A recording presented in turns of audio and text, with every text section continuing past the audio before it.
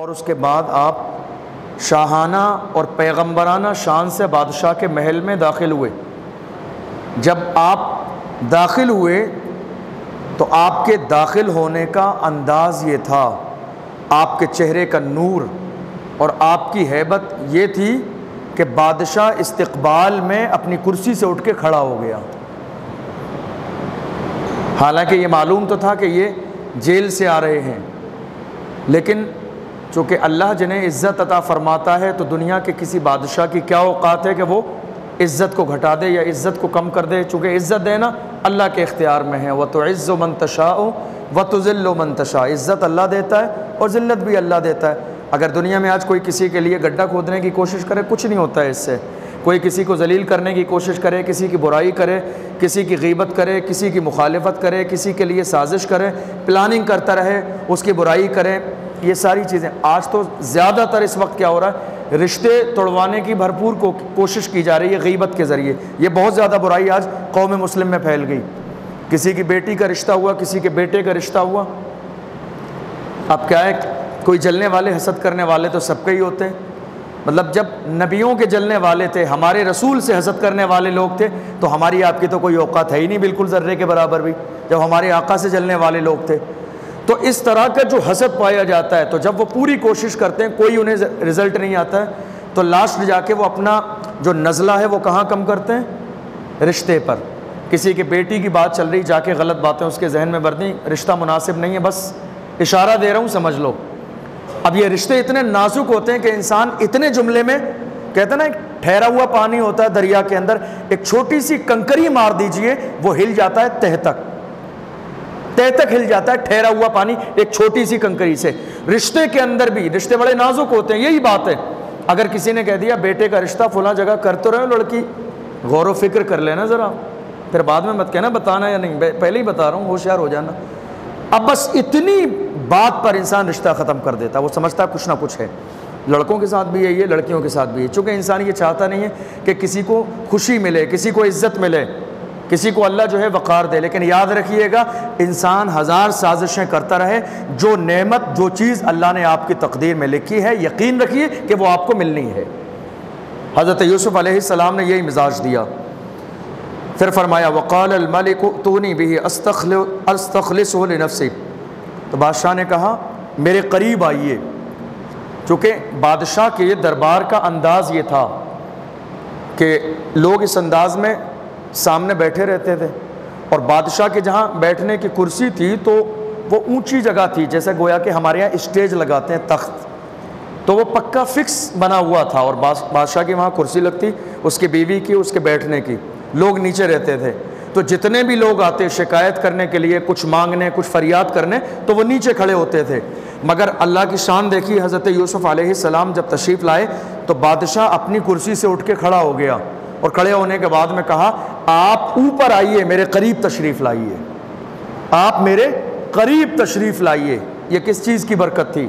یہ نیکی کی برکت تھی، یہ خلوص کی برکت تھی، یہ اچھائی کی طرف قدم لے جانے کی برکت تھی۔ فرمایا میرے قریب آئیے، آپ میرے قریب آئیے، بالکل استخلصہ لنفسی، میرا دل یہ چاہتا ہے کہ آج سے میں آپ کو اپنا خاص بنا لوں، میرا دل یہ چاہتا ہے کہ آج سے آپ میرے خاص ہو جائیں، میرے مشیر ہو جائیں، میرے ایڈوائزر ہو جائیں، میرے ساتھ رہیں، مجھے رائے دیں، مجھے طریقہ بتائیں، حکومت چلانے کا انداز بتائیں۔ استخلصہ لنفسی، میرا دل یہ چاہتا ہے کہ آپ میرے ساتھ رہیں، میرے قریبی بن جائیں، مجھے رائے اور مشورہ دیں۔ فلما کلمہ قال انک اليوم لدینا مکین امین، اس بادشاہ کو 70 زبانیں آتی تھیں۔ کتنی؟ 70 زبانیں، اور حضرت یوسف علیہ السلام کو 72 زبانیں آتی تھیں۔ یہ اللہ کا کرم تھا، بادشاہ کو 70 زبانیں آتی تھیں اور یوسف علیہ السلام کو 72 زبانیں۔ تو لامحالہ کسی انسان کے پاس کوئی چیز ہوتی ہے، سب لوگ ایسے نہیں ہوتے ہیں، کچھ لوگ ایسے بھی ہوتے ہیں کہ بہت کچھ ہوتا ہے لیکن انہیں اس بات کا کوئی گمان نہیں ہوتا ہے کہ مجھے اللہ نے کتنا نوازا ہے، بالکل نارمل سادہ انسان کی طرح رہتے ہیں۔ کچھ وہ لوگ ہوتے ہیں کچھ بھی نہیں ہوتا ہے لیکن دکھاوے میں اپنے آپ کو دنیا کے سامنے بڑا ظاہر کرتے ہیں کہ میں بہت بڑا ہوں۔ حضرت یوسف علیہ السلام کو آپ دیکھ لیجئے، بادشاہ کو 70 زبانیں آتی تھی تو لامحالہ اس زمانے کے اعتبار سے یہ ایک فضیلت والی بات تھی کہ بہت پڑھا لکھا، بہت قابل سمجھدار انسان ہے۔ چونکہ حضرت یوسف علیہ السلام اللہ کے نبی ہیں، آپ نے جا کر، چونکہ آپ کو 2 زبانیں ایکسٹرا آتی تھیں، آپ نے جا کر اس زبان میں بات کی جو زبان بادشاہ کو آتی نہیں تھی، جو زبان بادشاہ کو آتی نہیں تھی اس زبان میں حضرت یوسف علیہ السلام نے بات کی۔ تو کہا یہ کون سی زبان ہے؟ یہ تو مجھے تو 70 زبانیں آتی ہیں، اس میں تو کچھ بھی سمجھ نہیں آ رہا، کیا بول رہے ہو؟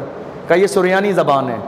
پھر اس کے بعد حضرت یوسف علیہ السلام نے دوسری زبان کا استعمال فرمایا، کہا یہ کیا ہے؟ اس میں بھی کچھ سمجھ نہیں آ رہا، فرمایا یہ عربی زبان ہے، یہی زبان اللہ نے میرے باپ دادا سب کو عطا فرمائی تھی، یہ عربی زبان ہے، اسی زبان میں دین آیا، اسی زبان میں اسلام آیا، اور اسی زبان میں آخری زمانے میں قرآن جیسی عظیم کتاب نازل ہوگی آخری نبی پر۔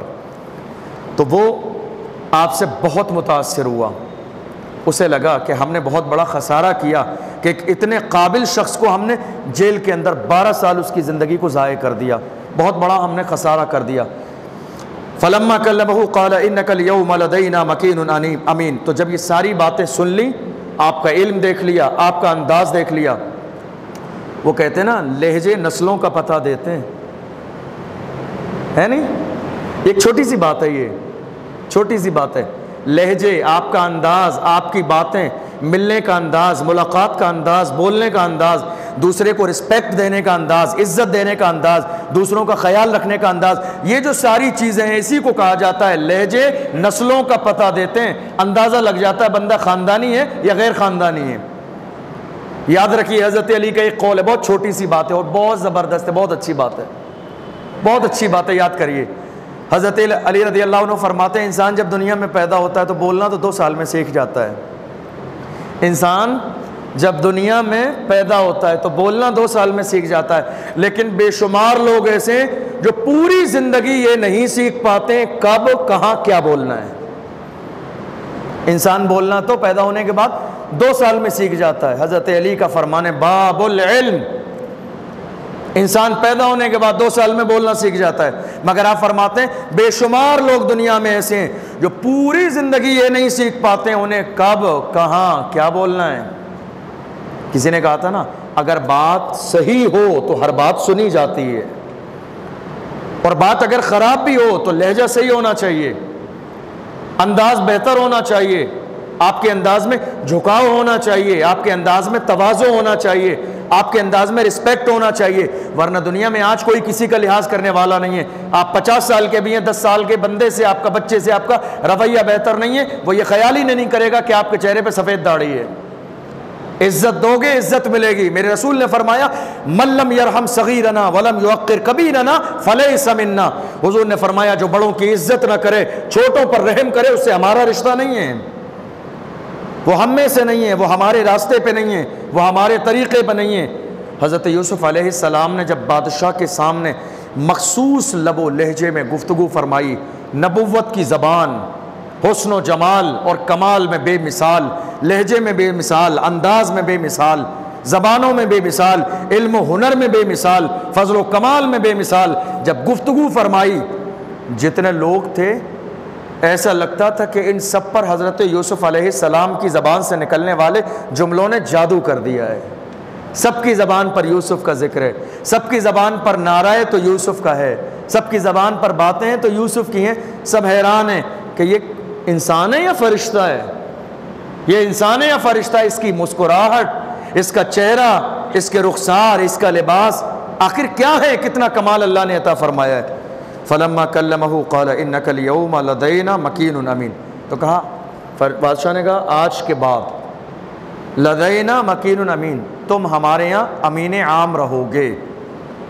امین عام، امانت دار، پورا سسٹم تم دیکھو گے۔ امین عام آپ کہہ سکتے ہیں سیکریٹری کہہ لیجئے آپ کی زبان میں، ٹھیک ہے، امین خزانہ کہہ لیجئے، عربی میں مستشار کہہ لیجئے، ایڈوائزر کہہ لیجئے، یہ ساری چیزیں، یعنی ایک بہت اہم منصب علی الاعلان عطا فرمایا۔ اور اس کے 1 سال کے بعد حضرت یوسف علیہ السلام کو باضابطہ پورے مصر کے سامنے باضابطہ استقبال کیا گیا، ان کے سر پہ تاج رکھا گیا، تاج رکھا گیا، شاہی تاج، اور انہیں منصب عطا فرمایا گیا۔ اب یہاں یہ دیکھیے حضرت یوسف علیہ السلام نے کیا کہا، حضرت یوسف علیہ السلام نے جب وہ خواب کی تعبیر اپنی مبارک زبان سے بیان فرمائی نکلنے کے بعد، کہا خواب کی تعبیر یہ ہے کہ ابھی جو 7 سال ہیں یہ خوشحالی کے سال ہیں، اس کے بعد جو آنے والے 7 سال ہیں وہ دشواری کے سال ہیں، قحط سالی کے سال ہیں، بارش نہیں ہوگی، جب بارش نہیں ہوگی تو غلہ پیدا نہیں ہوگا، گیہوں نہیں نکلیں گے، پریشانی ہو جائے گی۔ تو کہا اب یہ سارا انتظام ہمیں پہلے سے کرنا ہے، اور اگر ہم نے ابھی اس مسئلے پر توجہ نہیں دی تو قحط سالی کے زمانے میں دشواریوں کا سامنا ہوگا، لوگ بھوکے مرنے لگیں گے، یہ کنڈیشن آ جائے گی۔ تو بادشاہ وہاں کھڑے ہو کر فکر مند ہوا۔ اب بادشاہ سلامت کو تو یہ کھیتی باڑی کرنا آتی نہیں ہے، پانی کیسے لگانا اور کھاد اور بوری کیسے لانی ہے، تو وہ پریشان ہوا کہ یہ ذمہ داری آخر میں کسے دوں، اور انتظام کوئی ایک محلے کا نہیں ہے، پورے ملک لیول پر 7 سال کے لیے انتظام کرنا ہے غلے کا، کوئی ایک دن کا نہیں ہے، 1 سال کا نہیں ہے، 7 سال بارش نہیں ہوگی، 7 سال قحط سالی رہے گی، اس 7 سال کے پورے زمانے کے لیے پورے ملک کے لیے انتظام کرنا ہے، ایک بہت بڑی ذمہ داری ہے۔ اس کے لیے بہت مضبوط آدمی چاہیے جو ذمہ دار ہو، سمجھدار ہو، جسے ڈیل کرنا آتا ہو، جس کی زبان میں اتنی تاثیر ہو، جو سب کو لے کے چل سکتا ہو۔ آج ہمارے ہاں مسلمانوں میں حال یہ، ہر شخص اپنے آپ کو لیڈر سمجھتا ہے، گلی محلے میں لیڈر ٹہل رہے ہیں آج تو مسلمانوں میں، ہر گھر میں لیڈر ہے، ہر محلے میں لیڈر ہے، ہر آدمی سرپرست ہے، ہر آدمی صدر بننے کے لیے مار پریشان ہے، مجھے صدارت مل جائے کسی انداز میں، مجھے قائد مان لیا جائے، مجھے لیڈر مان لیا جائے، مجھے رہنما مان لیا جائے۔ یاد رکھیے گا لیڈر والی جو صلاحیت ہے اللہ سب کو عطا نہیں فرماتا ہے، کسی کسی کو یہ کوالٹی عطا فرمائی جاتی ہے، اور جس کے اندر ہے یہ تو ہماری ذمہ داری ہے اسے مان لیں، یہی وقت کا تقاضا ہے، نہیں مانیں گے تو مارے جائیں گے، یہی وقت کا تقاضا ہے۔ اگر اللہ نے کسی بھی فیلڈ میں کسی کو آپ سے بہتر بنایا ہے تو آگے نہیں پیچھے چلیے، اسی میں آپ کی خیر ہے اور اسی میں عزت ہے، اس لیے کہ اس چیز میں آپ کو کمال حاصل نہیں ہے، جس کو کمال حاصل ہے اس کو آگے بڑھائیے۔ امام کے پیچھے آپ کیوں کھڑے ہو جاتے ہیں؟ امام کے پیچھے اس لیے کھڑے ہو جاتے ہیں کہ جو شریعت کا علم ہے ہمارے پاس نہیں ہے، ان کے پاس ہے، اس لیے ہم ان کو آگے بڑھائیں گے، ان کے پیچھے چلیں گے، یہی زندگی کا اصول ہے۔ اگر انسان سیکھنا چاہے تو ایک وقت کی نماز سے سب کچھ سیکھ سکتا ہے۔ امام آگے ہیں، ہم پیچھے کیوں ہیں؟ اس لیے کہ شریعت کے مسئلے میں ہم اس کے برابر نہیں جانتے، اس لیے ہم نے اسے آگے بڑھایا، ہم پیچھے ہیں۔ یہی زندگی کے ہر مرحلے پر ہماری قوم کو غور کرنا چاہیے، ہم جو نہیں جانتے ہیں اس میں ہمیں پیچھے رہنا ہے۔ ہمارے ہاں تو ہر گلی محلے میں ہر آدمی لیڈر ہے، سب کو دستار بندی چاہیے، سب کو گلے میں ہار چاہیے، روزانہ گروپوں میں دیکھ لیجئے فوٹو چل رہے ہیں، دستار بندی ہوئی چلی جا رہی ہے، کوئی مطلب نہیں ہے، کوئی مشن نہیں ہے ان ساری چیزوں کا۔ یاد رکھیے میرے رسول فرماتے ہیں جو اللہ کے دین کے لیے ایمانداری کے ساتھ کام کرتا ہے اللہ اسے ایک محلے میں نہیں پوری کائنات میں فیمس کر دیتا ہے، اللہ پوری دنیا میں اسے عزت عطا فرماتا ہے جس کا کام اللہ کی رضا کے لیے ہوتا ہے، اور جس کا کام دنیا کے دکھاوے کے لیے ہوتا ہے اس کا پہلا نقصان تو یہ ہے وہ کام اللہ کی بارگاہ میں قبول نہیں ہوتا ہے، اور دوسرا یہ ہے کہ وہ مشن کامیاب نہیں ہوتا ہے۔ بے شمار لوگ ہیں ایسے آج جن کی نظر میں بس دنیا ہی ہے، عزت ہو جائے، دستار بندی ہو جائے، گلے میں ہار پڑ جائے، پوسٹر میں نام آ جائے، گروپ میں فوٹو چلے جائے، بس ہو گیا، یہی زندگی ہے۔ یاد رکھیے گا ہم جس رسول کے ماننے والے ہیں اس رسول نے ہمیں یہ مزاج دیا کہ تم سجدہ بھی کرو اللہ کے سامنے رہو تو رات کی تنہائی میں اندھیرے میں رہو تاکہ دنیا میں تمہیں کوئی دیکھ نہ لے، کیونکہ کوئی تمہیں دنیا میں دیکھ لے گا تو تمہیں متقی پرہیزگار وہ بھی سمجھے گا، اور تمہیں بھی شیطان تمہارا نفس موٹا کر دے گا، بڑا نیک ہے۔ تنہائی میں رہو اللہ کے سامنے تاکہ دکھاوا نہ ہو، صرف اللہ کے لیے یہ کام کرو۔ تو جب فکر ہوئی کون سنبھالے گا یہ ساری ذمہ داری؟ یہ ایسا موقع ہے کہ مثال کے طور پر آپ کے سامنے کوئی بہت بڑی ذمہ داری ہے، کوئی بہت بڑا منصب ہے، کوئی بہت بڑا عہدہ ہے، اور آپ یہ جانتے ہیں کہ آپ کے اندر یہ کوالٹی ہے کہ آپ اس کو سنبھال سکتے ہیں بہتر انداز میں، اور وہاں فکر کی جا رہی ہے۔ اب دشواری یہ ہے کہ وہاں کوئی اس منصب کے لائق نہیں ہے، اب اگر آپ آگے نہیں آئیں گے تو کوئی غیر مناسب آدمی آ جائے گا۔ اب آپ آج بے شمار لوگ یہ کہہ دیتے ہیں ارے بھائی ہم تو دور رہتے ہیں ان مسجدوں سے، مدرسوں سے، اداروں سے، انجمن سے اور تحریکوں سے، فاؤنڈیشن سے، ہم تو بھیا دور رہتے ہیں، ہم مطلب ہی نہیں رکھتے۔ آپ مطلب نہیں رکھتے اسی لیے تو گنڈے شامل ہو گئے ان میں۔ نیک لوگ جب تک ان سارے کاموں سے مطلب نہیں رکھیں گے تبھی غلط لوگ شامل ہو جائیں گے۔ پھر رونا کیوں ہے، پھر پریشانی کیوں ہے، جھیلو۔ آپ جس لائق ہو قدم آگے بڑھا کے آگے آئیے، یہ ذمہ داری ایمانداری سے ہم نبھائیں گے، چونکہ ہمیں قرآن نے یہ مجاز دیا۔ کیسے دیا؟ حضرت یوسف علیہ السلام کے سامنے یہ فکر کی جا رہی تھی، سارے لوگ موجود تھے کہ یہ سارا انتظام کون دیکھے گا، کھیتی باڑی سارا معاملہ۔ حضرت یوسف علیہ السلام نے غور کیا، میرے سامنے بے شمار ایسے لوگ ہیں جو اس منصب کے لائق نہیں ہیں، اگر وہ اس ذمہ داری کو قبول کر لیں گے تو بہتر انداز میں نہیں نبھائیں گے اور پوری قوم کا نقصان ہو جائے گا۔ حضرت یوسف علیہ السلام آگے آئے اور آگے آنے کے بعد کہا اجعلنی علی خزائن الارض، اے بادشاہ یہ منصب تو مجھے دے دے، مجھ سے بہتر اس منصب کو کوئی نہیں سنبھال سکتا ہے۔ حضرت یوسف علیہ السلام نے اپنی زبان سے کہا یہ منصب مجھے دے دے، خزائن الارض، زمین کے خزانے میرے ہاتھ میں دے دے، میں اس کا صحیح استعمال کروں گا۔ اس کا مطلب کیا ہے؟ اس کا مطلب یہی ہے اگر ہمارے درمیان بھی کوئی ایسا کام ہو رہا ہے اور ہمیں لگتا ہے کہ ہم بہتر انداز میں کر سکتے تو ہمیں قدم آگے بڑھانا چاہیے۔ لوگوں کے بارے میں نہیں سوچنا چاہیے، لوگ برائی کرتے ہیں، لوگ غیبت کرتے ہیں، آخر میں برائی ملتی ہے، یہ کوئی آپ کو نہیں مل رہی ہے، یہ حضور کے زمانے سے چلا آ رہا ہے، حضور کے زمانے سے پہلے ایسا ہوتا چلا جا رہا ہے۔ اچھے کام کرنے والوں کو برائی بھی اٹھانی پڑتی ہے، لیکن اسلام کا مزاج کیا ہے؟ کسی بھی ملامت کرنے والے کی ملامت پر توجہ مت کیجیے، آپ اس بات پر غور کیجیے کہ جو آپ کام کر رہے ہیں اس سے آپ کی قوم کو فائدہ ہے یا نہیں ہے۔ اگر آپ کی قوم کو فائدہ ہے تو آپ قدم آگے بڑھائیے، دنیا سے نہیں، آپ انتظار کیجیے، اللہ مرنے کے بعد آپ کو بدلہ عطا فرمائے گا۔ حضرت یوسف علیہ السلام نے کہا اجعلنی علی خزائن الارض، اے بادشاہ زمین کے خزانوں کی ذمہ داری مجھے دے دے، یہ سارے معاملات مجھے دے دے۔ انی حفیظ علیم، دو جملے کہے، انی حفیظ علیم، حفیظ اور علیم کہا۔ حفیظ کا مطلب حفاظت کرنے والا اور علیم کا مطلب جاننے والا۔ فرمایا میں حفاظت بھی کروں گا اور میں یہ سارے کاموں کو بہتر جانتا بھی ہوں۔ یہ دونوں چیزیں اللہ نے مجھے عطا فرمائی ہیں، میں جانتا بھی ہوں اور میں حفاظت بھی کروں گا ان ساری چیزوں کی، یہ ساری چیزوں کی ذمہ داری تو مجھے دے دے۔ حضرت یوسف علیہ السلام کو ساری ذمہ داری اب دے دی گئی۔ حضرت یوسف علیہ السلام نے اب پلان سیٹ کیا 7 سال کے لیے۔ آپ نے پلان یہ سیٹ کیا کوئی بھی کاشتکار، کوئی بھی کسان ایک بالشت زمین بھی ایسی نہ چھوڑے بنجر کہ جس میں وہ کھیتی نہ اگائے۔ کئی بار ایسا ہوتا نا جب زمین بہت زیادہ ہو، 50 بیگھے 100 بیگھے زمین ہو تو ایک آدھ بیگھے زمین گندی بھی پڑی ہو بنجر بھی پڑی ہو تو فرق نہیں پڑتا انسان کو۔ آپ نے فرمایا ایک ہاتھ کے برابر زمین بھی کوئی کسان ایسا نہ ہو جو بنجر چھوڑ دے، نہیں، 1 انچ جگہ بھی ایسی نہیں بچنا چاہیے جہاں کھیتی نہ ہو۔ اور اس کے علاوہ جتنے بیابان ہیں، جتنے جنگل ہیں، جتنے پہاڑی علاقے ہیں جن کو کبھی کسی کام میں استعمال میں نہیں لیا جاتا ہے، ان تمام زمینوں کو برابر کرنے کی کوشش کرو، ان میں ہم کھیتی کریں گے۔ اب کوئی انسان یہ سوچ سکتا تھا پہاڑوں پہ بنجر زمینوں میں کھیتی کیسے ہو جائے گی؟ تو کہ حضرت یوسف علیہ السلام نے پہلے فرمایا یہ 7 سال خوشحالی کے ہیں، یہ 7 سال خوشحالی کے ہیں، یہ بارش کے ہیں، تم جتنی محنت کر سکتے ہو کر لو، اللہ تمہیں اتنا عطا فرما دے گا۔ ابھی تم کہیں بھی گیہوں ڈالو گے، کہیں غلہ اگانے کی کوشش کرو گے، اللہ برکت فرمائے گا، کوشش کرو۔ حضرت یوسف علیہ السلام نے باضابطہ ٹیمیں تیار فرمائیں، تمہیں پانی کا انتظام کرنا ہے، تمہیں غلے کو بونے کا انتظام کرنا ہے، تمہیں پانی کی سچائی کا انتظام کرنا ہے۔ اور حضرت یوسف علیہ السلام نے ایک گودام بنایا جہاں غلہ جمع کرنا تھا اگلے 7 سال کے لیے۔ تو اب جو ہے ہوا یہ کہ حضرت یوسف علیہ السلام الگ الگ علاقوں کا معائنہ کرنے کے لیے جاتے تھے۔ غور کر رہے ہیں آپ؟ عزیز مصر ہیں، نبی ہیں، لیکن ذمہ داری صرف ورکر پہ نہیں چھوڑی کہ نہیں صاحب میں تو حضرت ہوں، بہت بڑا پیغمبر ہوں، میں نبی ہوں، بادشاہ سلامت ہوں، تو میری ذمہ داری نہیں ہے، میں تو اے سی میں رہ کے آرڈر دے دیا، میری ذمہ داری ہو گئی۔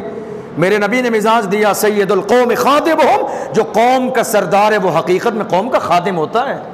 یہ سرداری خدمت کی بنیاد پر ملتی ہے، جو سردار ہونے کے بعد خدمت نہ کرے اسلام نے اسے سردار مانا ہی نہیں ہے۔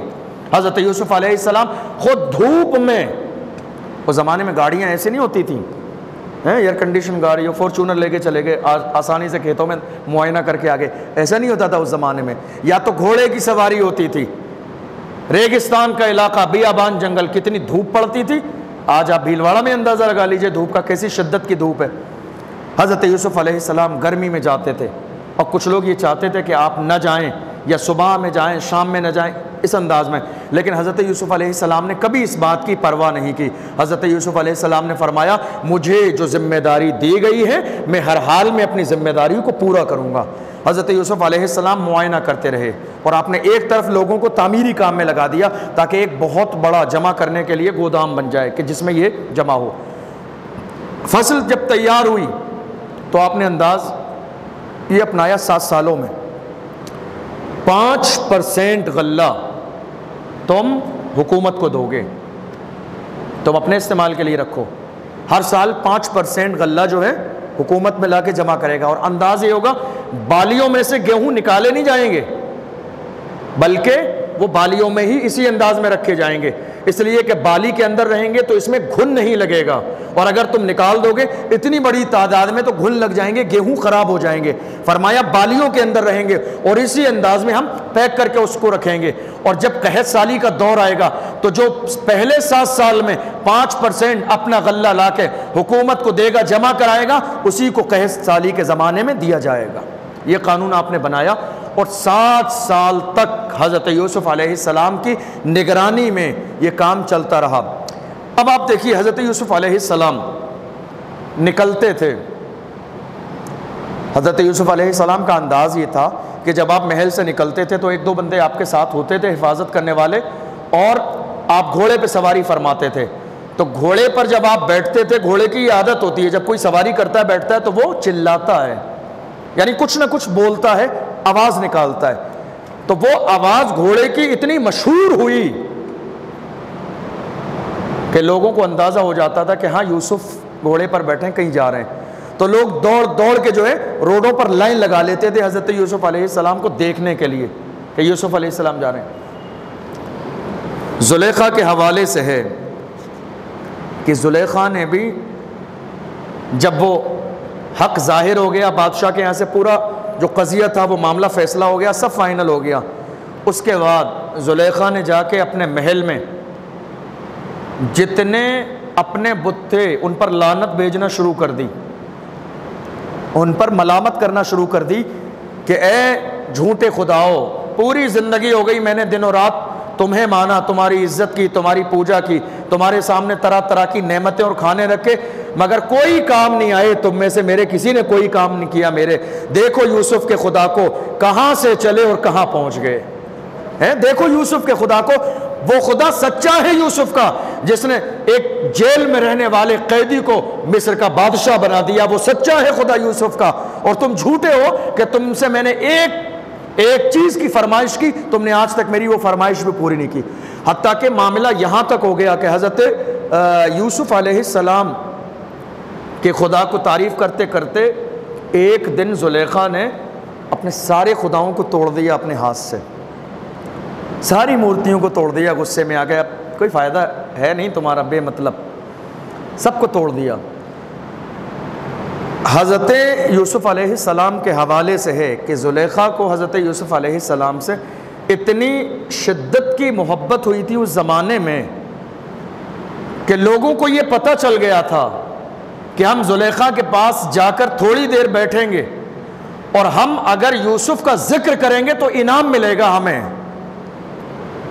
زلیخا کے سامنے اگر یوسف کا ذکر ہوگا تو ذکر یوسف سے اتنا سکون حاصل ہوگا زلیخا کو کہ وہ بدلے میں انعام عطا فرمائیں گی. یہ ماحول تھا. زلیخا نے اپنے شوہر کے زمانے میں بہت سارے ہیرے جواہرات جمع کیے ہوئے تھے. ایک دن وہ آیا، لوگ آتے رہے، ذکر کرتے رہے، ہیرے جواہرات لے جاتے رہے، سارا مال زلیخا کے پاس سے ختم ہو گیا. اب یہ بات مشہور ہو گئی کہ یوسف علیہ السلام جب کہیں جاتے ہیں گھوڑے پہ بیٹھتے ہیں تو اس کی آواز آتی ہے فلاں روڈ سے نکلتے ہیں. تفسیر میں ہے کہ زلیخا نے اپنا محل چھوڑ کر اسی روڈ پر جھوپڑی ڈال لی کہ جس روڈ سے یوسف علیہ السلام گزرتے تھے. اس راستے پر جھوپڑی بنا لی زلیخا نے جس راستے سے حضرت یوسف علیہ السلام گزرتے تھے. اب چونکہ ہوتا یہ تھا کہ حضرت یوسف علیہ السلام کا جیسے ہی گھوڑا باہر آتا لوگوں کو وقت پتہ چل گیا کہ کس وقت نکلتے ہیں. لوگ وقت سے پہلے آ کے لائنیں لگا کے کھڑے ہو جاتے تھے اور وہیں پر بھیڑ میں زلیخا نابینا ہو گئی تھی، ڈنڈا پکڑ کے چلتی تھیں، وہیں بھیڑ میں وہ بھی ہوتی تھیں۔ اب جب حضرت یوسف علیہ السلام نکلتے تھے تو لوگ استقبال میں نعرے لگاتے تھے اپنی زبان میں۔ جب وہ نعرے لگاتے تھے اتنا شور ہوتا تھا کہ ایک زمانے تک حضرت یوسف علیہ السلام نے اس شور میں زلیخا کی آواز نہیں سنی۔ ایک زمانہ ہو گیا، اس بھیڑ میں زلیخا بھی ہوتی تھی کھڑی ہوئی لائنوں میں، اور یوسف کہہ کے آواز دیتی تھی یوسف، لیکن لوگ اس طرح استقبال کر رہے ہوتے، بہت زیادہ شور شرابے کا ماحول ہوتا کہ حضرت یوسف علیہ السلام تک وہ آواز ہی نہیں گئی ایک زمانے تک۔ ایک دن اللہ کی رحمت کو ترس آ گیا زلیخا پہ، پروردگار عالم نے ہوا کو حکم دیا، اے ہوا آج زلیخا کی آواز کو اڑا کر یوسف کے کانوں میں پہنچا دینا۔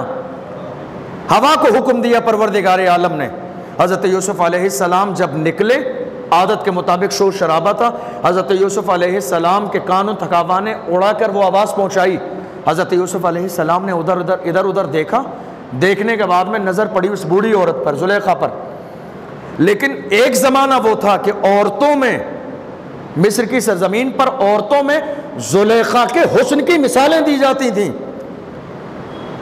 حضرت یوسف علیہ السلام کی جب نظر پڑی تو ایک بوڑھی عورت کمر جھکی ہوئی، جس کے سر کے بال سفید ہو گئے، چہرے پہ جھریاں پڑ گئیں، سارا شباب ختم ہو گیا، ساری جوانی ختم ہو گئی، ساری رونق ختم ہو گئی، لباس پھٹا پرانا ہے، ڈنڈا پکڑی ہوئی، نابینا ایک بڑھیا ہے، آواز دے رہی ہے یوسف۔ حضرت یوسف علیہ السلام جلدی میں تھے، کہیں تشریف لے جا رہے تھے معائنہ کرنے کے لیے، تو آپ نے اپنے کئی خادموں سے کہا کہ اس بوڑھی عورت کے پاس جاؤ، اس کا حال سنو، اس کی پریشانی دیکھو، اور اس کی جو بھی پریشانی ہو اس کو دور کر دینا۔ آپ چلے گئے، وہ لوگ گئے، پوچھا بوڑھی اماں آپ کی کیا پریشانی ہے، کیا دقت ہے، آپ نے جو ہے یوسف کو اس انداز میں آواز دیا۔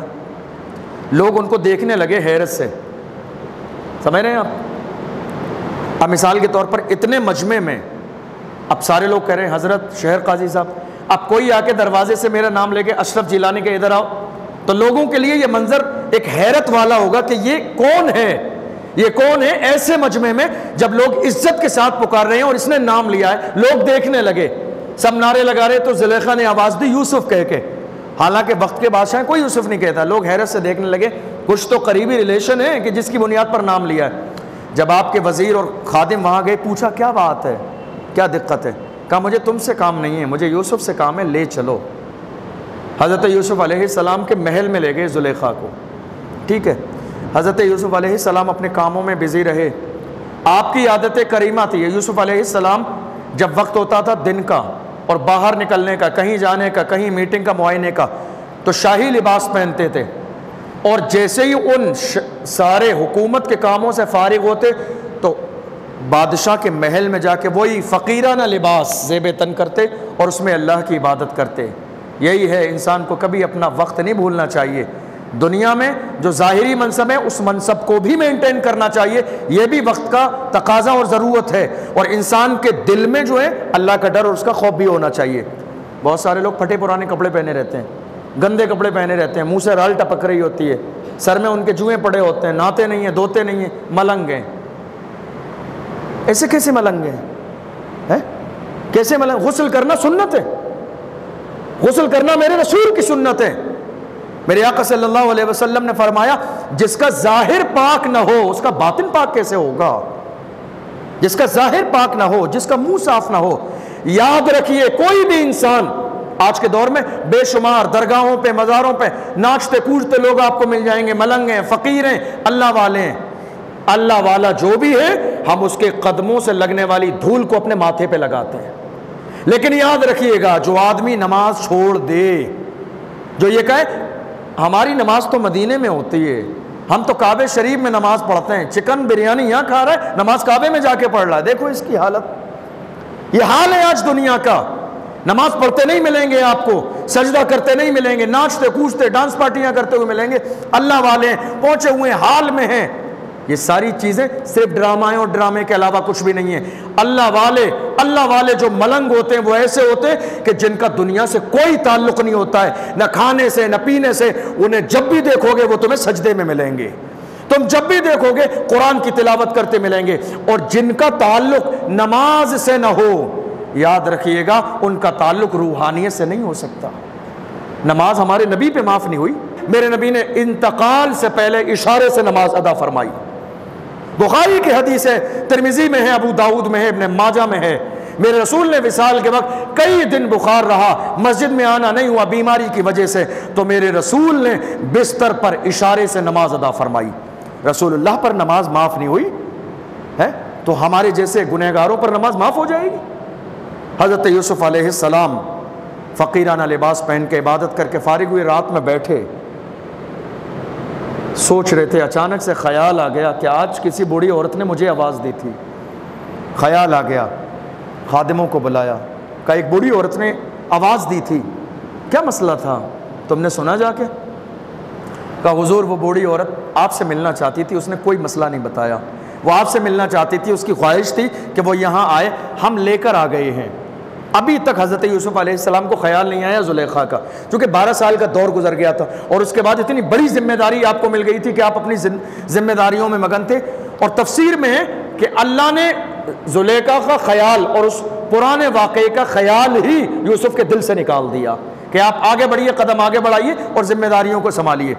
جب رات ہوئی آپ نے پتہ کیا تو کہا لے کر آؤ اس بوڑھی عورت کو، یوسف سے کیا کام ہے؟ لے کر آئے، آ کر بیٹھ گئیں۔ زلیخا کا انداز یہ تھا کہ وہ جب آتی تھیں تو وہ سونگتی ہوئی آتی تھیں ایسے کر کے، چونکہ انہیں حضرت یوسف علیہ السلام کی خوشبو سونگنے میں آتی تھی۔ وہ جیسے ہی آپ کے محل میں داخل ہوئیں، جہاں آپ بیٹھتے تھے، ایک بیٹھنے کا انداز تھا جہاں بادشاہ بیٹھتا، آپ بیٹھے رات میں تنہائی میں، بلا کر لے کے آؤ۔ جب لے کے آئے سونگتی ہوئی آئیں اور یہ کہہ رہی تھی مجھے یوسف کی خوشبو آ رہی ہے، مجھے یوسف کی خوشبو آ رہی ہے۔ آئیں، آ کے قریب بیٹھ گئیں۔ حضرت یوسف علیہ السلام نے غور سے دیکھا لیکن خیال نہیں آیا کہ یہ زلیخا ہیں، چونکہ 12 سال پہلے زلیخا کا انداز کچھ اور ہوتا تھا، کچھ ناز و نعم، وہ لباس، وہ انداز، وہ کھانے، وہ چال و چلن، وہ انداز، وہ طریقے، وہ شاہانہ زندگی، انداز ہی کچھ اور تھا۔ آج سمجھ میں نہیں آیا۔ کہا یوسف سے کیا حاجت ہے تمہیں؟ یوسف سے کیا حاجت ہے تمہیں؟ بیٹھی تھیں، نابینا تھیں، وہیں اپنا ڈنڈا لاٹھی ٹکا کے بیٹھ گئیں۔ کہا میں تو ایمان لاتی ہوں اس یوسف کے رب پر جس نے جیل سے نکال کے یوسف کو، باہر سے آئے ہوئے مہمان کو عزیز مصر بنا دیا۔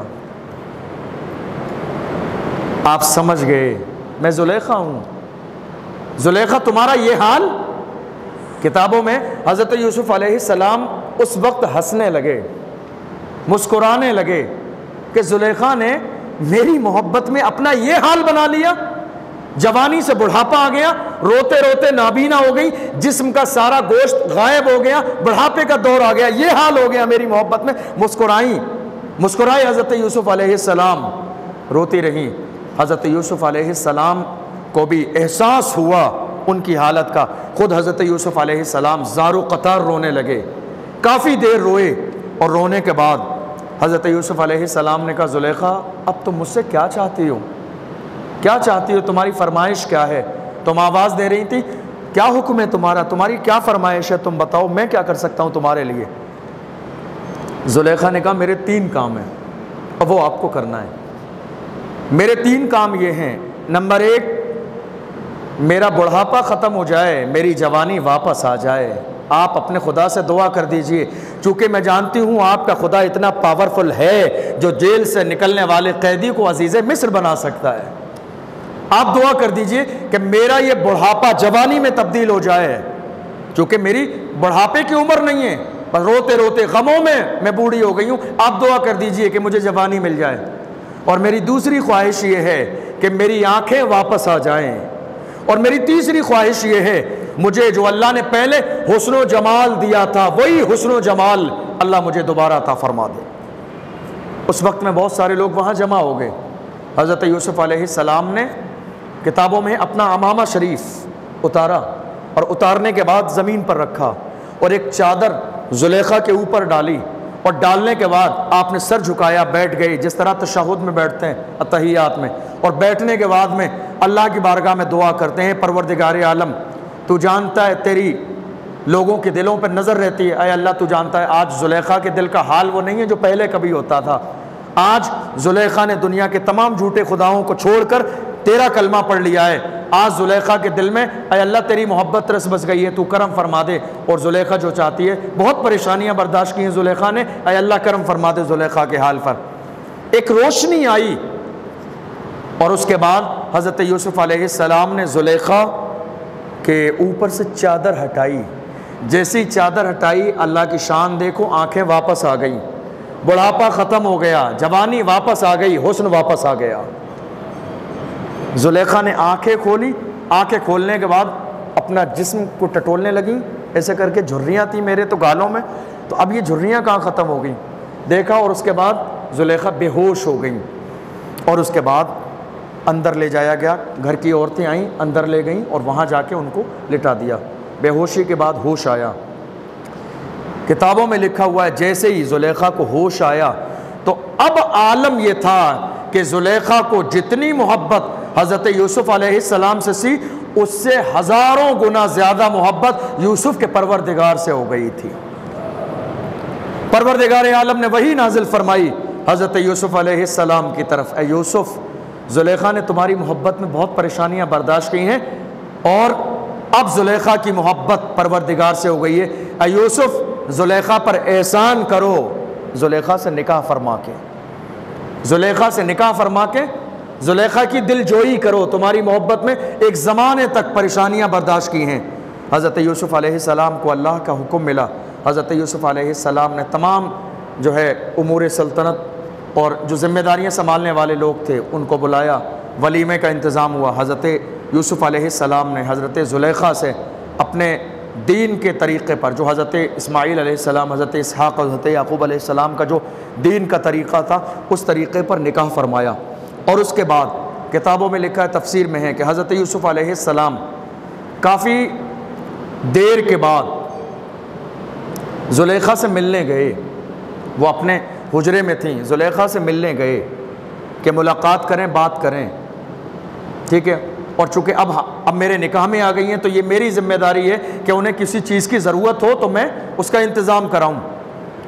وہاں ایک اور کوئی خادمہ یا کنیز تھیں، تو جب آپ گئے تو انہوں نے کہا کہ زلیخا سے کہو میں ملاقات کرنا چاہتا ہوں، ملنے آیا ہوں کچھ بات کرنے۔ وہ گئیں، کہا یوسف آئے ہیں، کیا بات ہے؟ جس یوسف کے لیے آپ پریشان رہتے تھے آج وہ آپ کے دروازے پہ کھڑے ہیں اور ملنے کا دل نہیں آپ کا؟ کہ یوسف سے جا کے میری طرف سے معذرت کر لو اور کہنا بہت زمانہ ہو گیا مجھے پروردگار سے دور ہوئے، اب میں کچھ وقت اپنے پروردگار کے ساتھ بات کرنا چاہتی ہوں، عبادت کرنا چاہتی ہوں، مجھے کچھ مہلت دے دیں، میں اللہ سے بات چیت کرنا چاہتی ہوں۔ حضرت یوسف علیہ السلام مسکرائے اور آپ واپس تشریف لے گئے، اور خادمہ سے کہا کہ جو بھی ضرورت ہو زلیخا کی وہ پوری کر دینا۔ تفسیر کے اندر ہے زلیخا سے حضرت یوسف علیہ السلام کو اللہ نے 2 بیٹے عطا فرمائے۔ اس انداز میں امور سلطنت کے کام جو ہے چلتے رہے، اور اس کے بعد وہ 7 سال کا جو دور تھا، خوشحالی کا دور جس میں غلہ جمع کرنا تھا، وہ غلہ حضرت یوسف علیہ السلام کا جو ہے جمع ہوتا رہا اور ساری تیاریاں اب بالکل مکمل ہو گئیں۔ اب وہ دور شروع ہونے والا تھا، وہ دور شروع ہونے والا تھا، قحط سالی کا دور، کہ جس میں جو ہے لوگ پریشانی کے دور سے گزرنے والے تھے۔ اور یہ قحط سالی صرف مصر میں نہیں ہونے والی تھی، بلکہ جہاں حضرت یعقوب علیہ السلام تھے اور یوسف علیہ السلام کے 11 بھائی تھے، وہاں پر بھی یہ قحط سالی ہونے والی تھی۔ حضرت یوسف علیہ السلام کا انداز یہ تھا، آپ نے یہ قانون بنایا تھا کہ آنے والے باہر سے جو لوگ آئیں گے، ہم ان کو غلہ 1 اونٹ دیں گے بس، چاہے وہ امیر ہو یا غریب ہو، تاکہ قانون سب کے لیے برابر رہے۔ ہم کسی امیر اور غریب کا لحاظ نہیں کریں گے، جو بھی ہمارے پاس آئے گا ہم ایک شخص کو 1 اونٹ غلہ بھر کے دیں گے، اس سے زیادہ نہیں دیں گے۔ قحط سالی کا دور ہوا، پھر حضرت یوسف علیہ السلام کے جو ہے بھائی غلہ لینے کے لیے آئے۔ انشاءاللہ یہ آخری تفصیل ہے، انشاءاللہ کل آپ کو سنائی جائے گی۔